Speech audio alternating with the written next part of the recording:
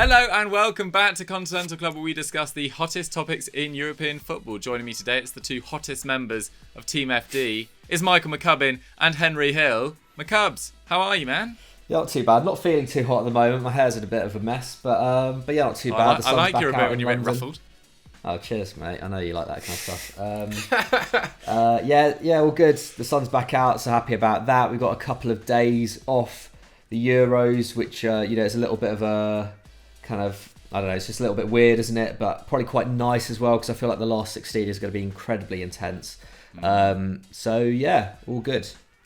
Nice. Henry, how are you, man? Have you been enjoying the end of the group stages? Oh yeah, what was it? 18 goals the final day. Jesus. Sweden, Poland, putting out a thriller. Amazing miss from Lewandowski. Love that. Yeah, no, it's good. I have to say though, Slovakia, I've changed my mind about the worst team in the tournament. I've decided it is Slovakia. They are awful. I don't know how they were there. But yeah, what a game yesterday between Hungary and Germany, Portugal and France. I mean, so much excitement going ahead. And we get to play Germany at Wembley. I mean, what more could an English fan want?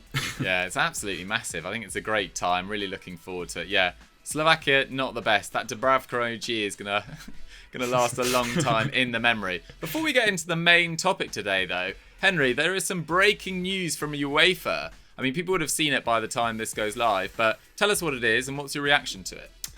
Yeah, this has literally come out 10 minutes before we've filmed, and that's the news that they have decided to abolish the away goals rule in all UEFA competition as of next season. So you won't see any kind of tetchy first leg encounters anymore. I'm all for this, actually. I didn't hate the away goals rule. I found it quite a funny quirk of the European game. However, looking at their reasoning, they said that it basically means that home sides in the first leg are kind of tentative about attacking because they don't want to concede. And also, should the game go to extra time in the second leg, it does actually give an advantage to the away team, as if they score, the home team is obliged to score twice to go through. So in that regard, I'm actually all for this. I think it's going to open it up. I think it's going to make it more exciting. I think we loved it when it went to a single leg in that 2 seasons ago in the Champions League, and everyone was kind of pining for that a little bit more. And I think this is almost the middle ground between making the knockout rounds a bit more exciting and having them put everything on the table across both legs. So yeah, I mean, like I said, didn't hate the away goals rule, but happy it's gone. Okay, there we have it. Henry's come out pro the removal of the away goals rule. What's your take on it, McCubs? It's slightly weird timing, I think, considering the Champions League's obviously going to expand in a couple of years' time, isn't it? Or is it 3 years' time? I can't remember whether it's from 23 or 24 that the Champions League's going to become kind of Super League light, isn't it, in terms of its setup with the Swiss model and whatnot. So it's kind of weird in that this is going to mean that teams are playing longer. There's going to be way more extra time, so there's going to be way more penalties. I think it could be more exciting. I certainly think it's fairer. I think they brought in the away goals rule, I think, if I'm not wrong, pretty much as long ago as they brought in two-legged ties, which is, way back when, a decades long rule. And I think ultimately, home advantage just doesn't count in quite the same way as it used to. Like pitches are a lot more standardised now, as are just general playing conditions, I think, especially among the top clubs in Europe. So yeah, home advantage I don't think counts quite the same as, say, it did in the 70s or 80s, when, top level football clubs weren't quite as similar in terms of their kind of stadiums and the atmospheres and everything. So I think it is. I think the away goals rule in some ways is quite outdated. I think, for sure it's fairer. But ultimately, it's going to mean that top clubs are going to be playing for a few more hours every season, on top of the fact that they're going to be playing quite a few more games in the group stages of the Champions League as well. I think, probably fair, but I don't know if it was, let's say, the right decision in that sense. But yeah, I don't know. It'll be fun. Ooh. Yeah, it's certainly an interesting time. I mean, I think from a medical point of view, I'm not a fan of it. Players are already playing far too much football as it is. They've barely had a rest because of COVID. Then the Euros, then the World Cup in the middle of next season. Next season. There's already far too much as it is. And I just don't think... No, it's the season after next. I'm getting so confused. It's 21 Yeah, 2022 World Cup. Getting so confused. But either way, there's far too much football as there is. I think long term, we're causing a lot of damage to players. And extra time, generally pretty dull. Anyway, I'm not a massive fan of extra time. Whoa. Rarely anything happens in extra time. More extra time, not for it. Anyway, let's crack on with the main part of the show, because we are going to be talking about the biggest disappointments / flops of Euro 2020. And I put out a tweet on Wednesday and the replies were flooding in, mainly in 3 main categories. The first one, Henry, was suggested by BArsenal14 and just about everyone on Twitter, which was Harry Kane. Do you put England's struggles in front of goal down to Harry Kane? No, I don't. I like it. He is the. I think he's been underwhelming, certainly. What was it? Averaging 19.7 passes per game, 61% completion rate. That's down from 26 and 70% with Spurs. And actually, normally when we come up to a tournament with Kane, we're wondering what kind of form and fitness he's going to be in. There were no kind of concerns about that this year. He was meant to be sort of one of his best ever seasons, really. And in that regard, he has been a flop. I mean, let's not remember he was the top scorer in qualifying with 12 goals, one more than Cristiano Ronaldo and Eren Zahavi of Israel, their goal machine there. But yeah, he's just been... It's been kind of disappointing and almost sad to watch. And he's only really had that one clear-cut chance against Croatia, Czech Republic, apologies, which he didn't quite put away. But I mean, personally for me, I don't think he's had the service necessarily. I don't think he's had the players around him. Sterling isn't the most creative player. He's shown that over the last few seasons. I think he's dropped off a little bit. 2 seasons ago, I think he only got like about 1 assist in the Premier League. I think he's not really been helped with some of the choices around him. Certainly playing the 2 holding midfielders. Their Mason Mount, I think, has been more of a disappointment, really, in the game time that he's appeared in. But I back Southgate for substituting Kane off when he has. He's played 246 minutes in this tournament. 5 shots and only created 1 chance and 2 dribbles. It's not great, but I also just don't think he's got the players around him. Let's not forget, at Tottenham, he had a pretty symbiotic relationship with Sonny up front as well there. And I did get the sense that when Grealish was on, there was a bit more kind of impact and delivery going into him. I do think he'll do better against teams that take on England a bit more, because everyone knows that Harry Kane isn't blessed with pace, is he? He looks, unbelievably slow at this tournament, but he's had to kind of go up against fairly deep line defences there. And I just think if we go up against a team who's going to come onto us a bit more, then I think we'll see Kane emerging in some better positions, being able to unleash some more of our forward options there. So yeah, I like I said, I don't blame this on Kane. England are 7.3 shots per game? Only Finland and Hungary are averaging fewer. It's been pretty dull viewing. I love it. It's a very pragmatic English group stage, isn't it? Played 3, won 2, drawn 1 and scored 2. I mean, not conceding as well. But yeah, I saw Builds. I was reading a Build article about the Germany-England preview, and they were basically calling England harmless. The feeling in Germany is that we are a harmless outfit, and I read that they think Southgate's a moron for not playing Jadon Sancho. You know what? Maybe because I think players like him are the key to unleashing the best of Kane. I personally don't think Kane is 100% at fault for everything, for his lack of performance, especially when you see the other big boys in Europe really stepping up and scoring goals. But I think it's more of a problem with the England team as a whole, personally. Fair enough. I mean, there have been moments from him as well. I mean, he made that great run, which created space for Calvin Phillips against Croatia. He was also involved in the build-up to Jack Grealish's cross for that Sterling goal against the Czech Republic. I mean, McCubs, the key question ahead of Tuesday is obviously Germany play 3-4-3 or a version of that. Would you change England's formation to match that, or would you back England in 4-2-3-1 or 4-3-3? I would be tempted. To change that, just because England have the capability to do so. I think also, on the subject of Kane, I think in a 3-4-3, then Kane actually gives Kane a lot more opportunity to drop deep and play in England's wide talent. Not too dissimilar to what he does at Spurs. I think he would be required to drop deep in a way that he's not really required to drop deep in the 4-2-3-1. I would certainly be tempted, but I'm not sure if Gareth Southgate would do so. Obviously, there was a bit of talk about whether he'd match up similarly against Scotland.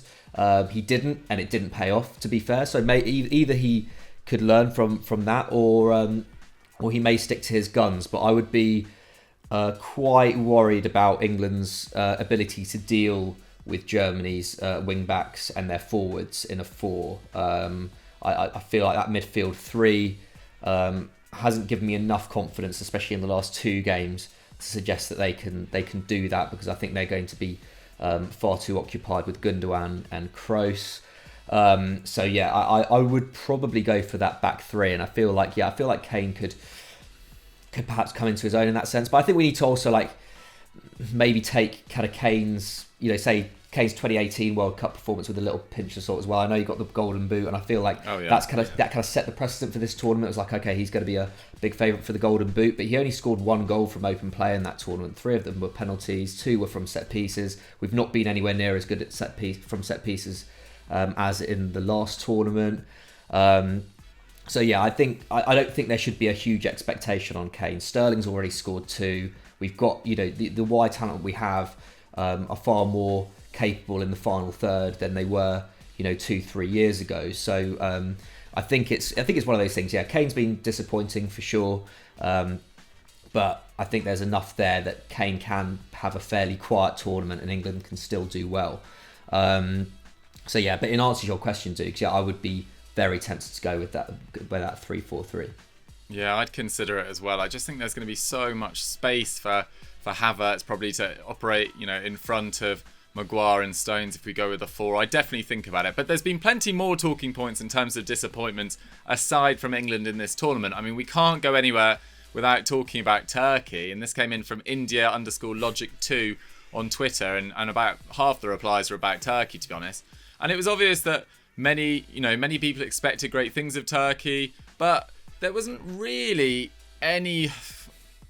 Okay, so their previous results, to clarify, were pretty good. Since October 2020, they've drawn against Germany, Croatia, they've beaten Russia and the Netherlands. But I think some people were getting swept up in their attacking players, their Burak Yilmaz's, their Yuzic's, their Kalhanoglu's, etc. Because in their 12 games before Euro 2020 kicked off, they conceded 19 goals, which included 2 versus Hungary, 2 versus the Netherlands, obviously, 3 versus Latvia. So there looked like there were some defensive deficiencies there. Not a particularly well-organised team, one that sort of thrived in the sort of more chaotic games. And Wales have been incredibly well-organised in this tournament so far. Italy definitely have, and Switzerland are always tough defensively as well. So the group probably didn't favour them, but their defending was abysmal, I thought, at times. 8 goals conceded in 3 games. They allowed 21 shots per game, which is the most in the competition. And, whilst it's a lot of their attacking players getting a lot of stick, Burak Yilmaz taking 10 shots, 8 of which were inside the area, but he failed to score a goal. And people are targeting their Kalhanoglu, etc., for taking too many shots from outside the box. That's always been his game. And they took 40% of them from outside the box in this tournament. Only 7 sides took more. They also really struggled to progress the ball through the thirds as well. They spent 34% of their ball possession in their own third, with only Slovakia, Finland and Hungary spending more than that. So despite being drawn in a group that looked pretty favourable, it just didn't work out for them. Played 3, scored 1, conceded 8. And a lot more was expected of their squad. They had Söyüncü, Demiral, Kabak at the back. And I actually think, I don't know whether you agree with me, Henry, on this, but Söyüncü, in particular, had a really difficult tournament. Yeah. I think Şenol Güneş, the coach, he's come under some serious fire, hasn't he, back in Turkey. He's apologised, etc. He did well to get him there, but I don't think whatever he's encouraged his players to do, I don't think that's helped Söyüncü particularly. I thought Söyüncü looked okay. I watched him mainly against Wales, and I thought he did okay in moments there, but they just didn't have a sort of set out plan, and when they keep falling behind, Turkey just seem to just sort of lose their heads a little bit and overcommit, and I just don't think that's a recipe for disaster, certainly when it comes to the sort of defence. And if you look at some of the attacks that they were going up against in this tournament as well, let's be real about it. Bale and Ramsey have looked very good this tournament, and Italy have been pretty electric as well. And then we saw Shaqiri really turn up and could have scored about 5 against him in that game there. So yeah, I like you said, it's all just gone horribly wrong for Turkey. I think I briefly mentioned it last week. I was one of the people who was hyping them up. I think if you watch Joe's We Need to Talk, I think he had them going to the semi-finals.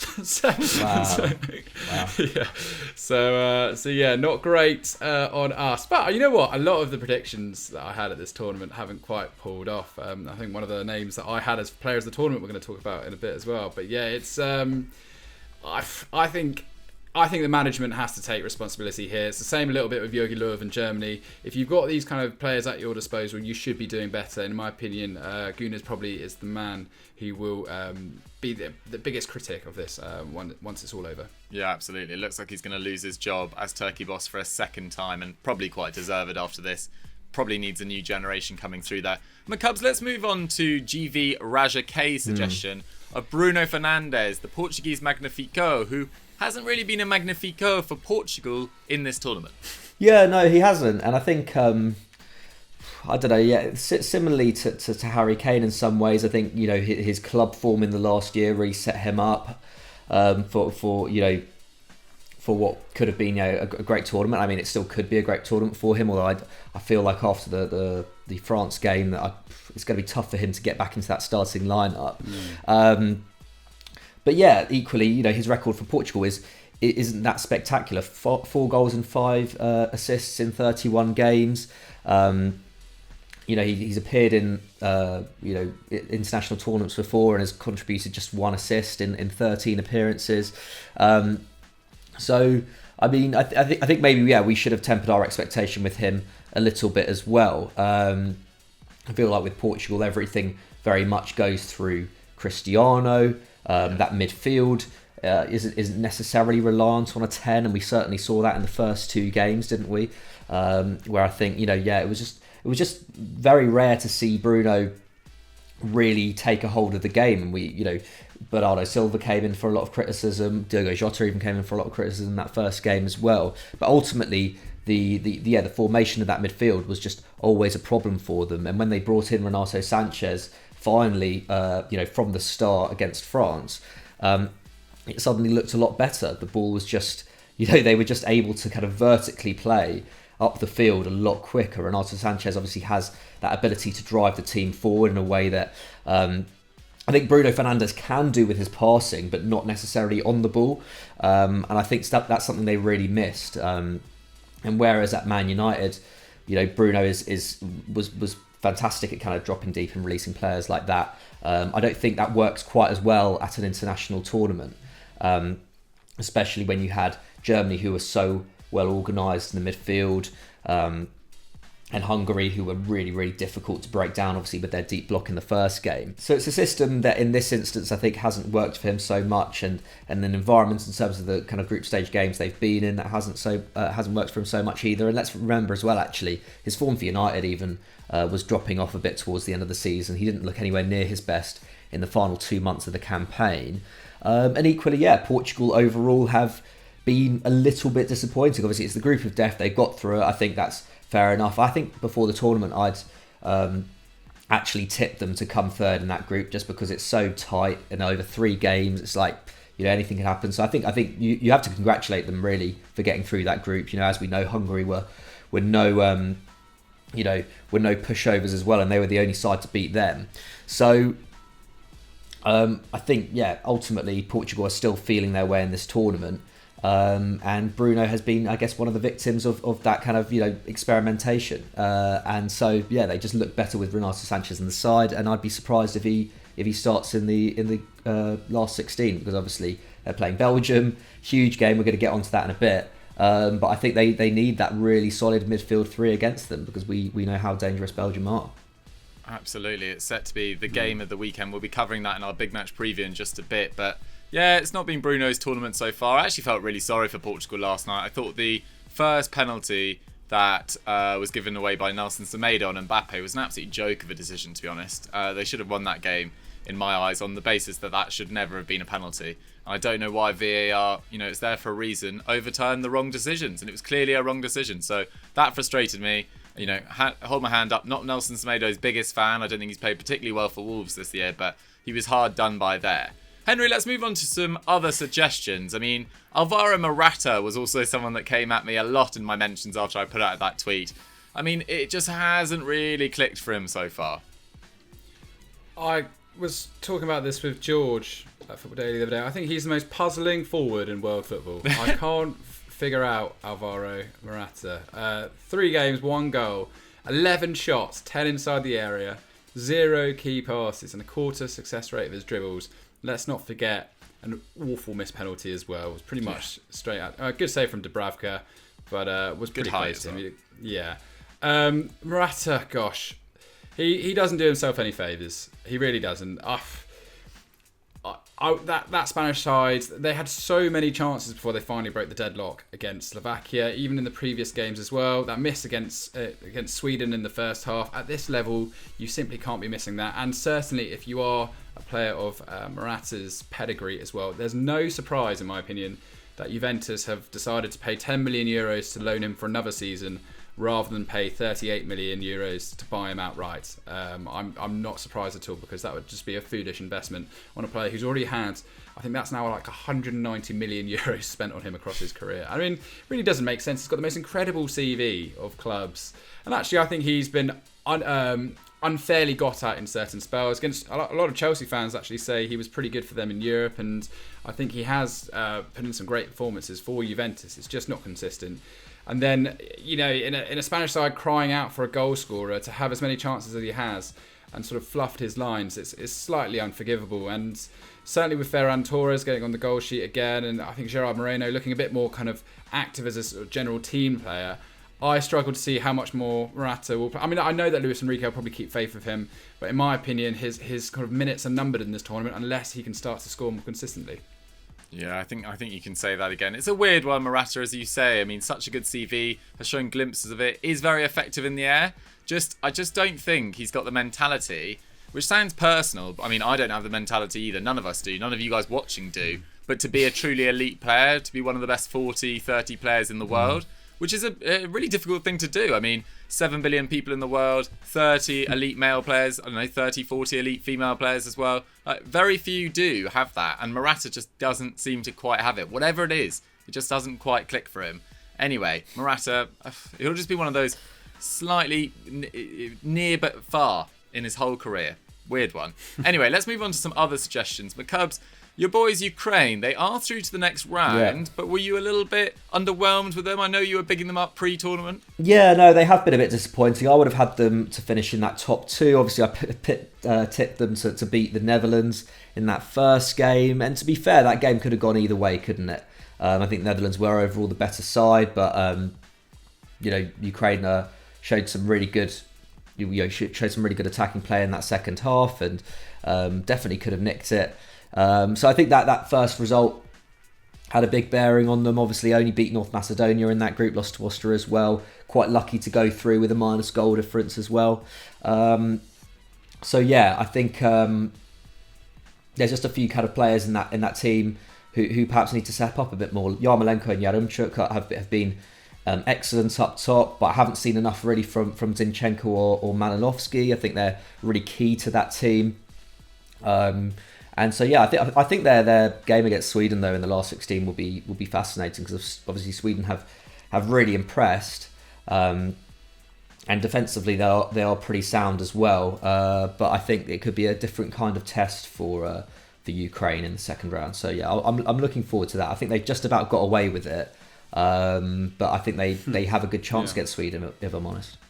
Absolutely, yeah. Another player to mention who's probably been slightly disappointing is Zeki Celik as well, of Turkey. I think we were expecting quite a lot of him. Obviously had such a great campaign at Lille, known as one of the best defensive right-backs in Europe, but I thought he was pretty, comprehensively outplayed by Spinazzola and Lorenzo Insigne in that first game against Italy. Dan James had a lot of luck down his side as well in the Wales game. Not his best tournament, but having said that, he still completed the most interceptions in the whole competition, which just shows that stats aren't everything. That's 10. That's level with Finland's Glenn Kamara, who I thought was excellent as well, actually. Well, not as well. Excellent. Zeki Celik, not so much. And obviously, we've got to mention UEFA for their handling of the Allianz Stadium wanting to light up in the rainbow pride colours, and for their treatment of Manuel Neuer as well. Just an absolute joke of a decision to try and investigate that. And just completely tone deaf UEFA, and best leave it there, because I'm only going to get cross. But anyway, guys, that is our flops of the tournament so far. Did we miss anyone out? Let us know in the comments down below. And let's move on to our big match preview. So this weekend it is the start of the last 16 fixtures, obviously. So on Saturday at 5 p.m, it's Wales versus Denmark. Later that evening, it's Italy versus Austria. I think we know which way that one is going, unless there's a shock. Sunday, 5 p.m, Netherlands versus the Czech Republic. Sunday, 8 p.m, is the big one, which we are previewing. Belgium versus Portugal. Henry, Belgium, thoughts? I think it's a really interesting one, Belgium. I think they're growing into the tournament quite nicely. I think people seem to forget against Finland, a lot of their main first team players were rested. We've seen players like Shadley, Jeremy Doku, who looked pretty good on the left hand side actually. So people seem to go, oh look, it took them until the 74th minute to beat Radetzky in goal. But quite an unfortunate own goal, wasn't it? But I think when they play to their full strengths, they are still pretty formidable. And I think Lukaku looks as good as I've ever seen. That kind of the first goal, which was disallowed against Finland, where he opened up his body, took it on the left foot straight in the bottom corner, and then same again when he rolled the defender, no problem there. He looks just sort of unstoppable at the moment. They're one of the only 3 teams, along with Italy and the Netherlands, to win all of their group games. They've scored 7 times. Only Netherlands have scored more. That's obviously level with Italy and Portugal too. And only England have conceded fewer than their 1, although I didn't expect them to concede much against the opposition they were facing. Obviously rolled over Russia 3-0. And then actually against Denmark, that's an understated, really impressive result. If you consider everything that was going on there. To go 1-0 down in the second minute, up against it in terms of shots. They barely had an effort, but to dig out a victory in that game, Kevin De Bruyne coming off the bench and sort of reminding us that, just how brilliant he really is. I think that was a very an ingenious result for Roberto Martinez, and it shows that's the kind of credentials you need if you want to go deep into a competition like this. They're 12 for shots per game, 10.7, 12 for shots against per game with 11. Obviously their defence looks a little bit, that's probably where you look and say there are issues there. We saw Vermaelen playing in the previous match there. Vertonghen certainly isn't the player that he used to be either, and Torgan Hazard, I don't think he's particularly stepped up as yet. Obviously he has got a goal. But yeah, I just think when you've got players like Lukaku and De Bruyne who quite clearly have a good relationship going forwards, you're always going to be a threat. And I think personally they're going to be too much for this Portugal side, despite the fact that I pitched Portugal to win the tournament at the start. I think having watched it all, I just think Belgium... It's backtracking. Belgium look very impressive at the moment. 12 games unbeaten with 10 wins. De Bruyne, 2 shots, 6 key passes and 5.3 dribbles for 90. All their players look fit going into this. Although I'm so excited for this game. It's going to be an amazing watch, don't get me wrong. But I just think Belgium have sort of a bit between their teeth at the moment. I think they looked a lot more impressive than, let's say, France. Like we said, number 1 team in the world. Very impressed so far. Fair enough. Yeah, I think I've got some issues with them down that left-hand side when Vertonghen and Torgan Hazard were playing as their left-sided centre-back and left wing-back. I think if that's the lineup, then Bernardo Silva, who played so well against Luka Hernandez last night, might have a little bit of luck. McCubs, let's talk Portugal. I mean, we've already talked about Bruno Fernandes, but Portugal have got a great record in the Euros, don't they? Yeah, I mean, they've qualified from their group for the 7th consecutive time. In the last 20 years in particular, they've been very strong. Obviously, won it last time, got to the semi-finals in 2012. Runner-up, obviously, when they hosted it in 2004, made the semi-finals 4 years earlier in 2000 as well. They've got very good pedigree on this stage, much more so than at the World Cup, where they've only made the semi-finals twice. And that's as far as they've gone. I think historically Portugal are very good, and obviously this is a team with much better caliber than the one that won it in 2016. Yeah. And obviously we know all about how they won it in 2016. There was a little bit of fortune involved. There was a lot of very kind of gritty performances and toughing out draws and taking games to extra time. It's a very different route to the final they have now. It was a relatively easy one in 2016. It won't be this time. Obviously, Belgium are, I think, a stronger team than any they faced, really, aside from France, perhaps, in the final in 2016. But yeah, like you say, Dukes, they were a lot more impressive against France. We've kind of spoken about that a bit, but they had 10 shots with 5 on target to Les Bleus 11 and 5, so really matched them up pretty well. XG actually had it at 2.5 to 1.7 in their favour. Obviously, their 2 goals were penalties, but they still had a lot more chance. I think that forward line in particular looked a lot more dynamic. I think Jota opened up the pitch a lot more for Ronaldo and Bernardo, and I feel like Ronaldo was a lot more mobile than we'd seen him in those first 2 games as well. Renato Sanchez, obviously, massive for them in the midfield. 4 tackles and interceptions, completed 3 dribbles, completed 93% of his passes as well. So really impressive performance from him. Bernardo created 3 chances. The only doubts for them are Nelson Semedo and Danilo Pereira. They were forced off, so they're now on their 3rd choice right back. Obviously, Cancelo had to drop out of the squad to make way for Diogo Dalot. So, that's a potential worry for them. Diogo Dalot, I've never been massively convinced by him defensively. I think he can be very useful going forward. And obviously, we know Nelson Semedo, although he's quite inconsistent, is very much, I think, a more defensively minded fullback, isn't he? And obviously, with Belgium, who play with a lot of width with that 3-4-3, you need your defensive right back. You need your fullbacks to be on top defensive form. And Danilo Pereira could be a big miss as well. So we're hoping that he'll be back as well, because I thought he was also pretty solid against a very tough France midfield. But yeah, I'm with Henry. I feel like Belgium are just stronger. They're a more established side. I think they've just got a better understanding all in all. They've got, they've played together a lot in a lot of knockout games. I think this Portugal team is still feeling its way a little bit, like we were discussing earlier. And I feel like this tournament, a little bit like, I think people could say the same thing about, say, like England.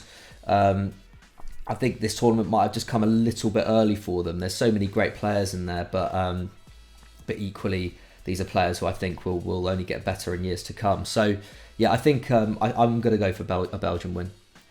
Wow, there we have it. Yeah, I think there were quite a few suggestions for Ruben Dias, actually, who hasn't covered himself in glory at these Euros. I think Pepe has looked like the much more sort of calm centre-back out of the 2 of them. But history suggests that Portugal, have the advantage in this. They've only lost 1 of their last 8 meetings, with 4 wins and 3 draws, dating back to the 1979 Euros. But that's largely irrelevant when this Belgium sort of generation between 2010 and now has just, completely changed the face of Belgian football. I'm actually going to go for a Portugal win, but I think it's going to go to extra time, which UEFA is going to absolutely love because they love extra time.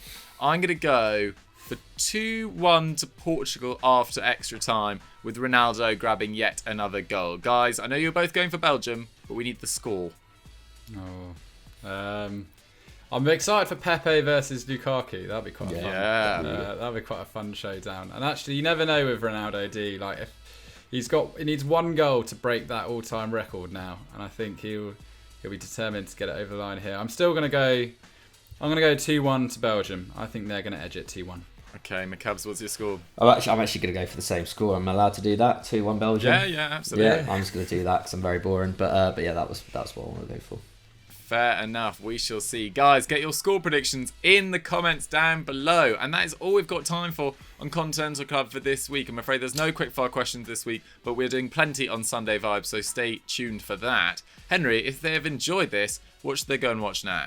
We've got a scout report coming out in the next few days, which I'm scripting, about looking at the players that Arsenal maybe should be signing this summer. Interestingly, Dougie, I saw you discussing why you don't think Ruben Neves should join Arsenal. I've actually done a whole section about why he should be joining Arsenal. Also, there's a section on Renato Sanchez as well, going a bit more into his numbers and just how impactful he is and why I think he would be tailor-made for the Premier League. So check out that scout report. Keep supporting our top 10s. We've got 10 players who might get big moves after the Euros as a result of this, like your Dumfries and players like that. So check out that as well, some to catch up on all the things you might have missed in the group stage. Nice, I love that. Bit of an argument about Ruben Neves. I'm not dead set on Ruben Neves not being a great signing, but yeah, on FD, variety is the spice of life, and people need to realise that different writers write different scripts, and we do have slightly different opinions. I see some people being like, "Oh, you didn't say this 2 months ago," and it's like, well, different people write it. Anyway, McCubs, anything from you? Yeah, no, we're not. Unfortunately, we're not just one brain. But But go and show some love to the latest EFD Explains. Yes. It's all about the Copa America. Yeah. I know the Copa America is in full flow now, but still reeling from how kind of chaotic the build up to it was. So if you want to, if you want to have a deep dive on why this Copa America has been so controversial, obviously being held in Brazil, I saw that they've posted a record number of cases today as well. So that, again, not great PR for the way this Copa America has been handled. Go and check that out. That came out on Sunday, I believe. So yeah, go and check that out. Perfect. Thank you very much for watching, guys. Don't forget to smash that like button, and we'll see you next Friday. Bye.